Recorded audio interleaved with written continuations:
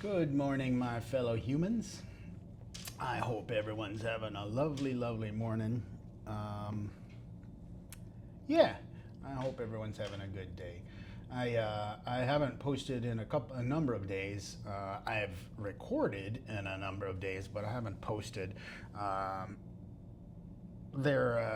some of those some of the videos that I'm making, because this is all extemporaneous. A lot of times I think I'm still kind of refining my boundaries, my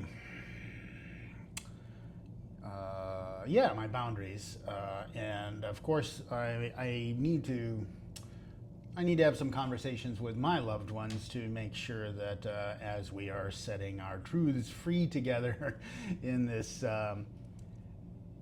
dialogue or monologue or whatever, this communication that we're having together, that I am respectful of my loved ones' wishes. And so, anyway,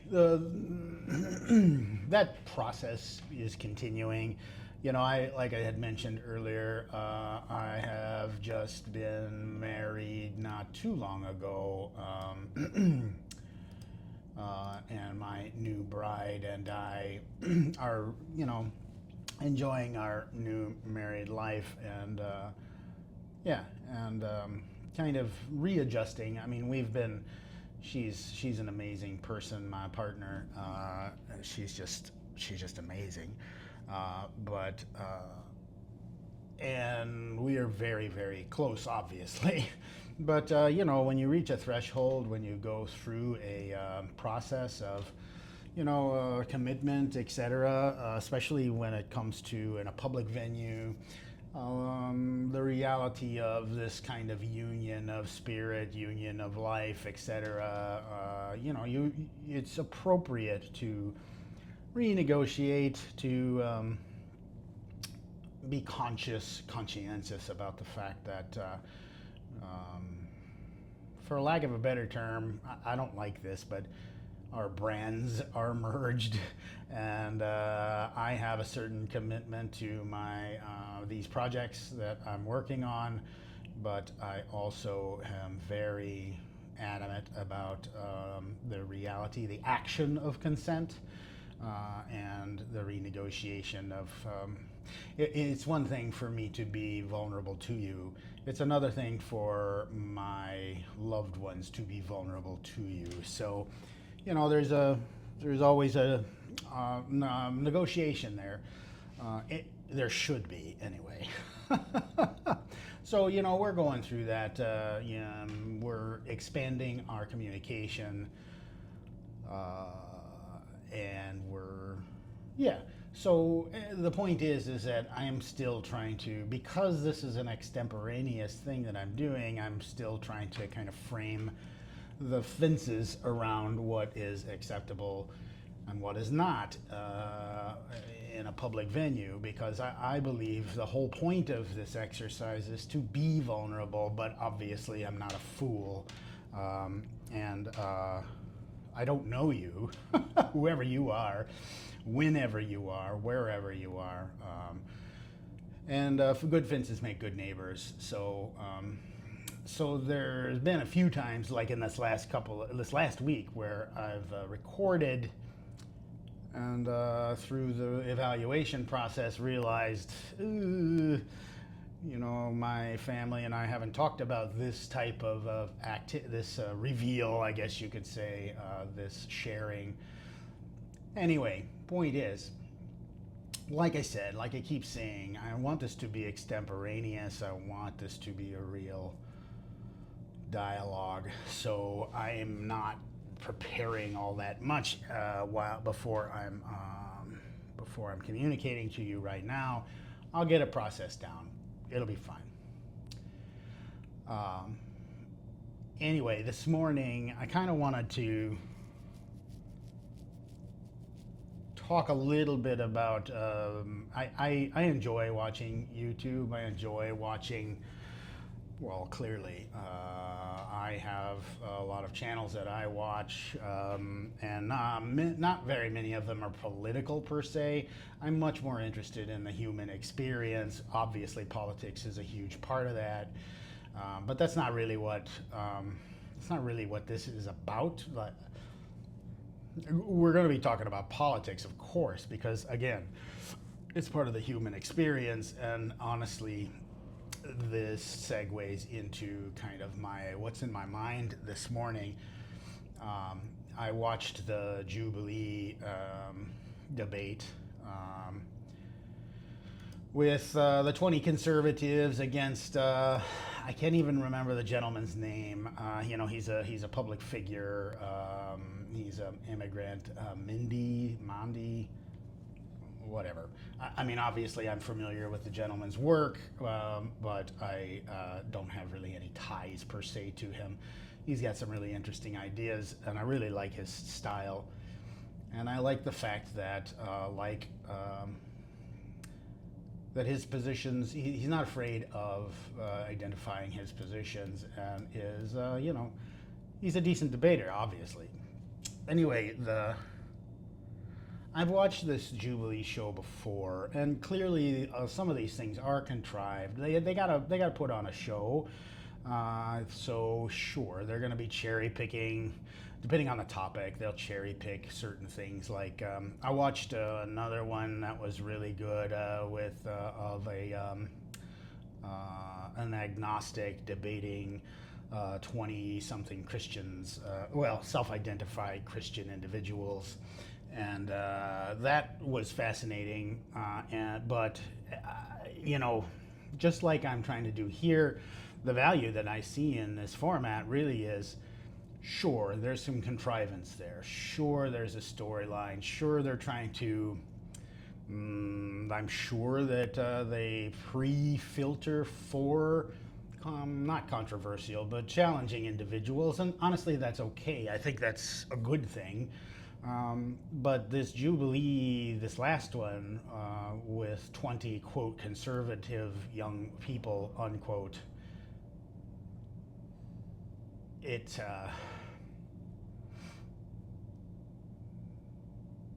in my work, I work with young people, some degree of young professionals, and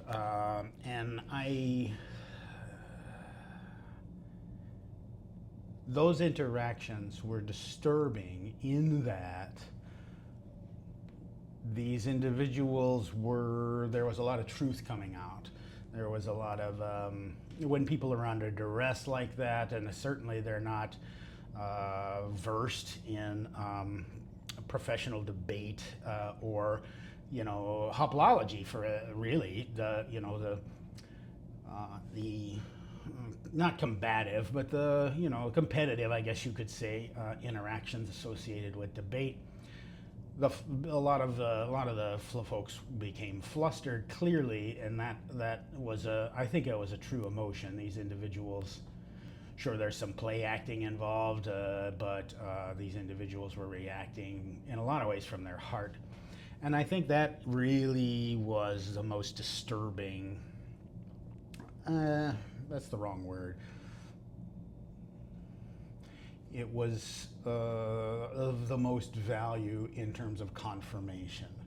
A lot of times when in a society, when negative behaviors or negative ideas or repugnant, socially inappropriate ideas or positions,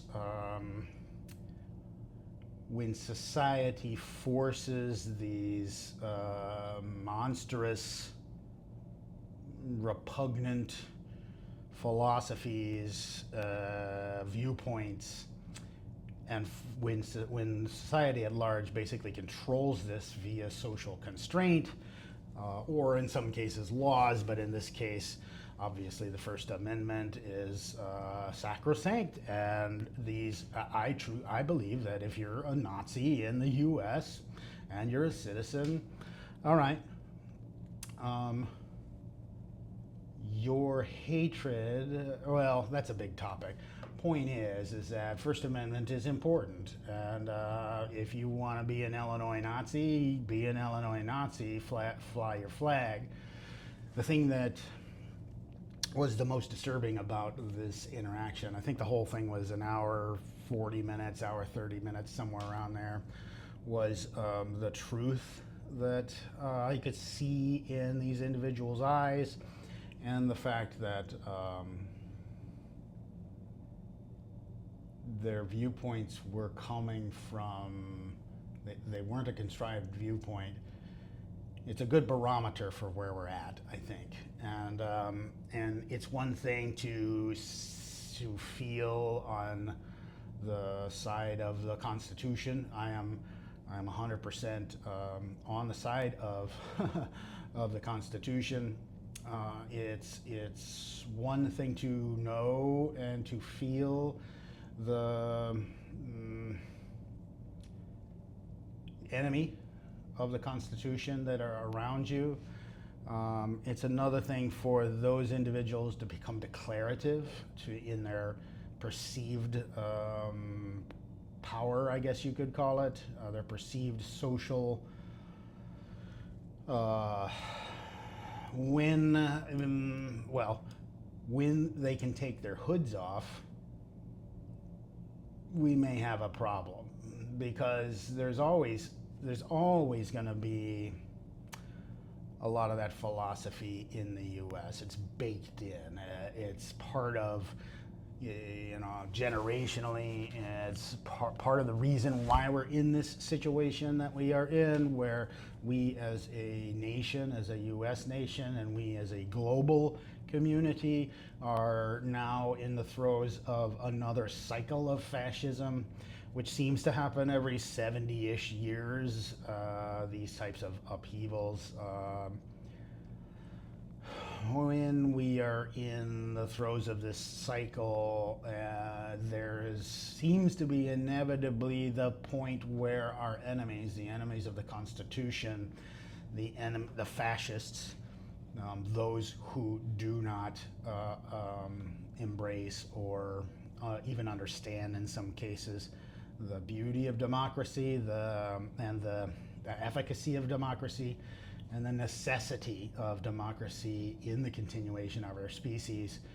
When these individuals, when these fascists are able to come onto these, basically the new social town square, and publicly and openly express what was expressed in that video, at least, in my opinion, at least we understand what the landscape of the battlefield is. And it is, in some ways, from my perspective, it's certainly a lot more honest when a fascist says they are a fascist, instead of, the whole passive aggressive, coded language, Christian nationalist, blah, blah, blah, blah. I find it in some ways refreshing when individuals express with truth and honesty, because really, as I keep saying, we have to in some ways set the truth free and to be vulnerable, so that at least we understand we're each other's position. Now,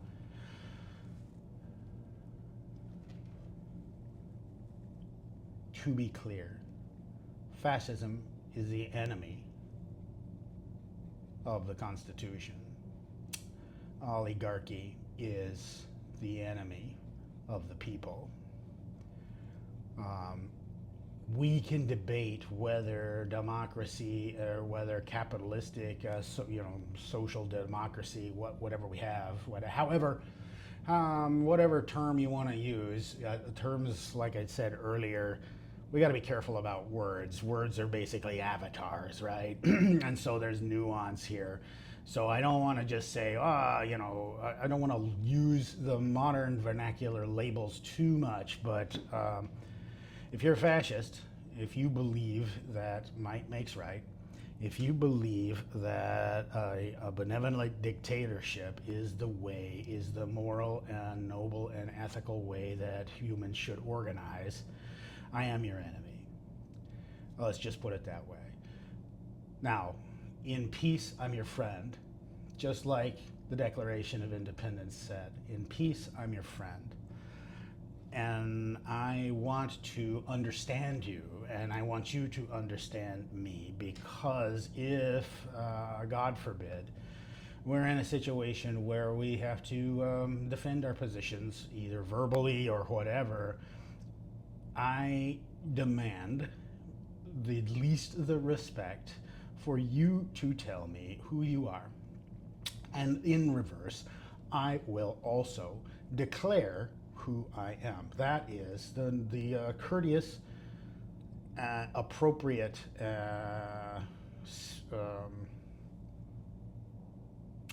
that's the appropriate thing to do. I'm not part of a secret service, and I am who I am, and I am an enemy of fascism. Now, when I say that, I will defend the Constitution in every way that I possibly can. Part of that is publicly saying these things. Now, we are in a unique piece of history right now. It's not that fascism is new. It's not that, like I said, this cycle hasn't happened before. It's not that this cycle hasn't happened in the US before. In fact, that's a whole topic, I think.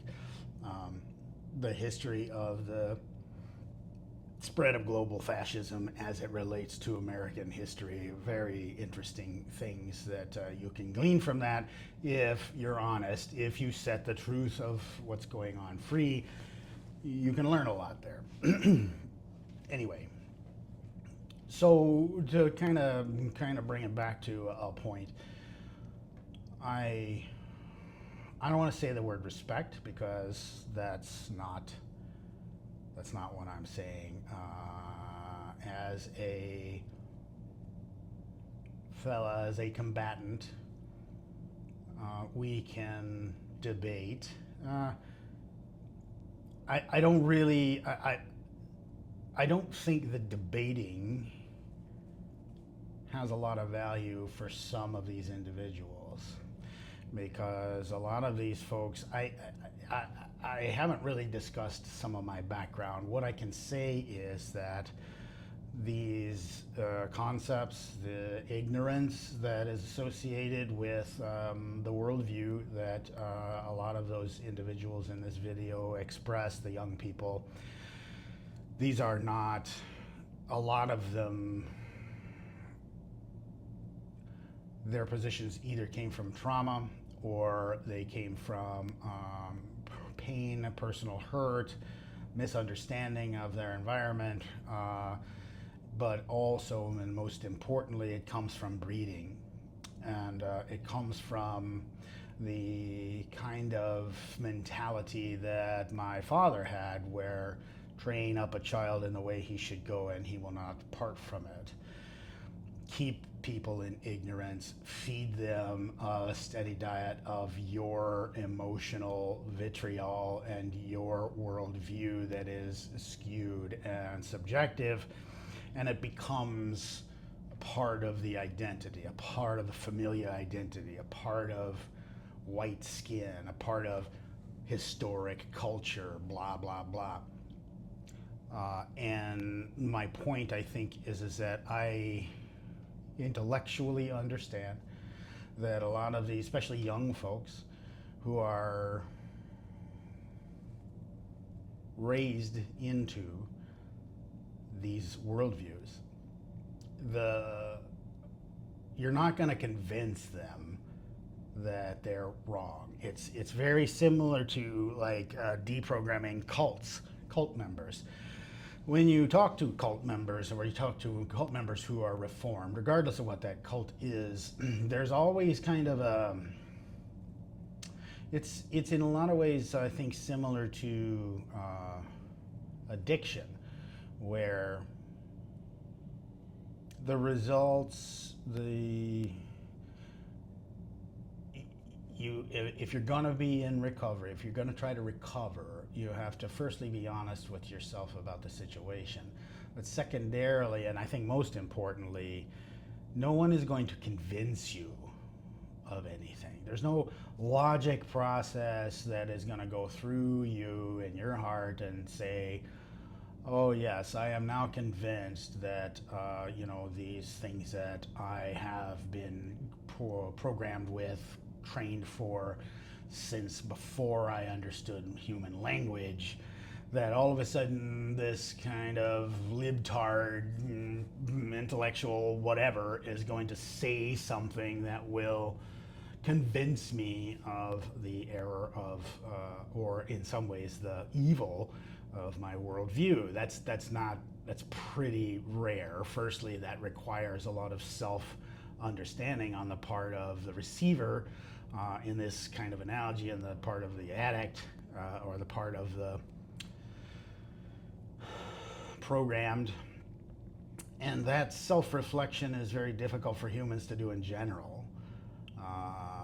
Honest self reflection, an honest acknowledgement of the dark in us, the proclivities inside us, those are very uncomfortable things, and we humans don't like to do that. But just like most recovering cult members, it's a pattern. You don't really know when you are debating for these individuals, or when you're in a situation where you're having a conversation, whether it's good faith or bad faith. It's not a matter of trying to convince them. It's a matter of declaration of your position, and then communicating with your actions, with your body language, with your words, that this is it. To demonstrate your point via actions, not via persuasion. That's the only way that that a lot of programmed cult members will eventually begin to question themselves. You plant the seeds and then you let it go, because really it's an internal process of reconciliation, or of acknowledgement and understanding of their participation in that particular worldview. Yeah. So when I watched this video, this interaction, like I said, it was an hour and a half or so long. For me, it was a confirmation, of the reality of the landscape of the battlefield, the enemies arrayed against the Constitution, the foot soldiers that have been bred since the last time, since the end of the Civil War, the army, the subversive worldview that is arrayed against us, that has grown in the past number of generations, and been fostered and husbanded. These are the results. So there's great value in my opinion, in observing these individuals. Because quite frankly, we're not at war yet, thankfully, but quite frankly, you need to understand your enemy. If you have an enemy of the Constitution in your family, that's a really tough one. I would, for those of us who have the wherewithal to be able to continue to love an individual in spite of the evil, in spite of the consequences of those evils, to be able to say, I am going to resist and do everything in my power to supplant what you are doing, but I still love you. That's a really difficult thing to do, and it requires a lot of understanding. And the only way, in my opinion, to truly understand your enemy, I use that colloquially, unless you're a fascist,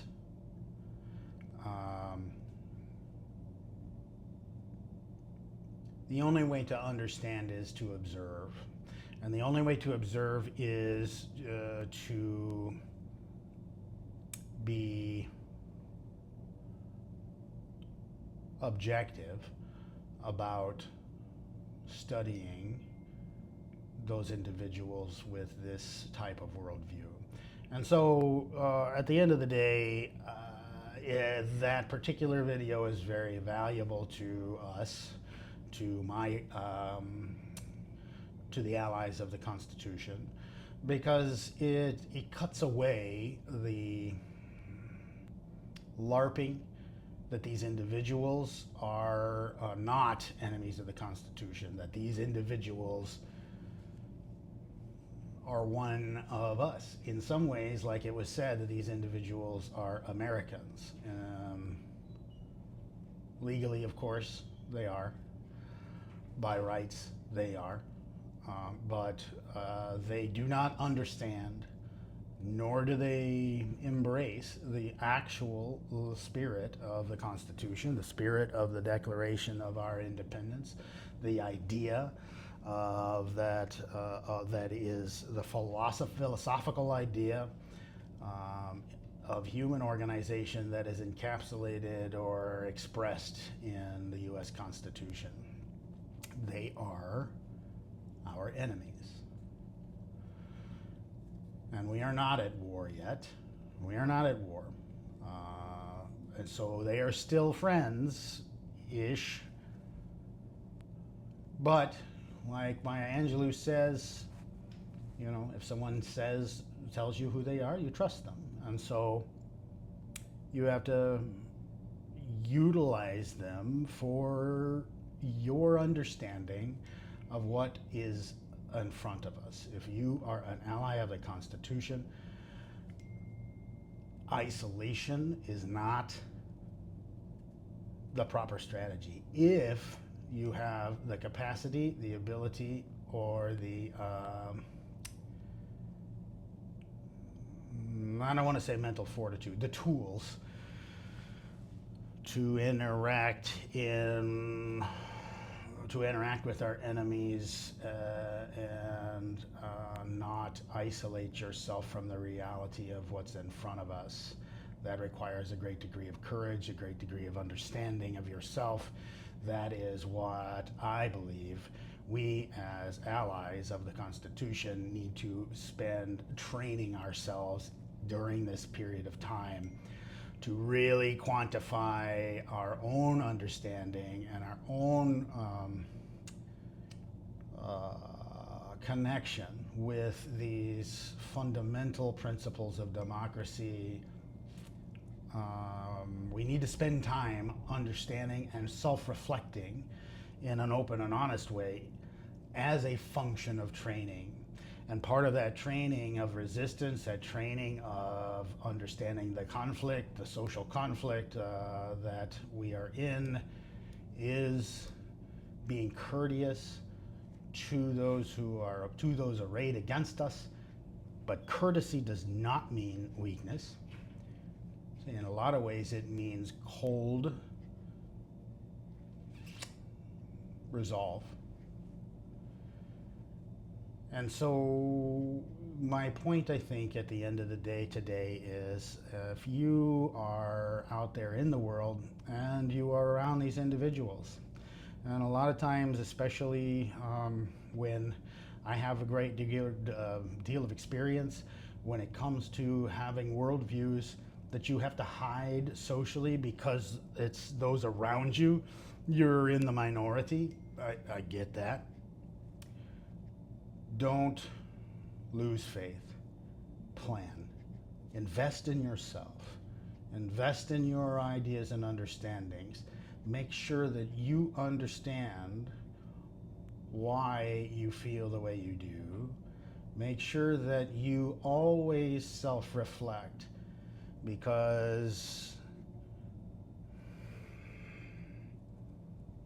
compassion is important, even when you have to exact, even when you have to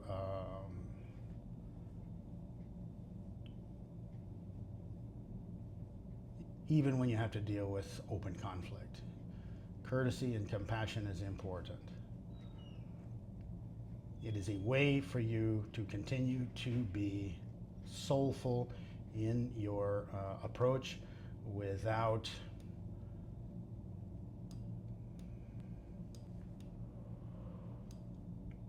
creating your own functional sin. So, today, do a little thinking about yourself. Think about, play act about yourself, whether if you're in your community, if you're in your family or whatever, and your racist uncle feels like he now has the ability to be open in that worldview, or your grandmother starts feeling that they can express worldviews that are detrimental. Instead of reacting, think about it more objectively. Begin studying your enemy. The enemy is not necessarily, depending on how far and what lines have been crossed, that individual that is spouting this rhetoric is not necessarily your enemy, but they are a valuable tool to understand what the enemy looks like, where their recruiting comes in, how these individuals are manipulated. Be cold, be objective, be courteous, keep your eyes open, make sure your own shit's wired tight. That is the way to prepare. It's difficult to realize that those individuals, especially that you care about, do not hold truth, the things that you may feel are self-evident. That's difficult to deal with. It's okay.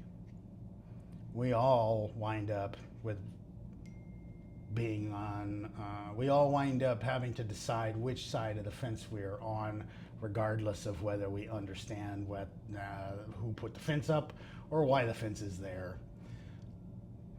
Invest in yourself. Train. Understand. Read. Proof it out. Get together with those individuals and vet this out. Play devil's advocate. Try to put yourself in the shoes of the enemy. Try to defend those positions.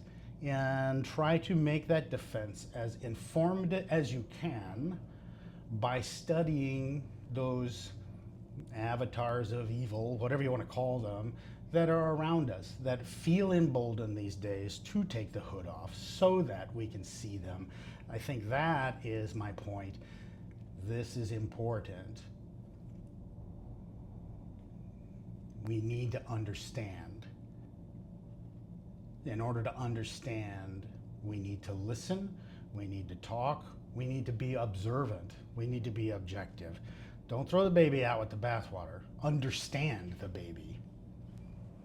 That's kind of a stretched metaphor, but it is what it is. Anyway, whatever. I obviously am trying out my new microphone, and hopefully it sounds better.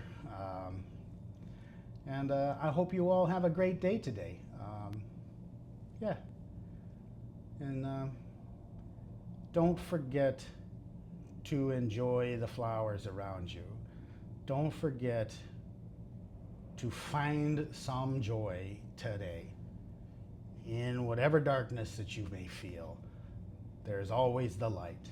There is always the light. One way or the other. And if you need light so that you can become the light, find it in everyday small interactions. I hope you have a good day. Talk to you later.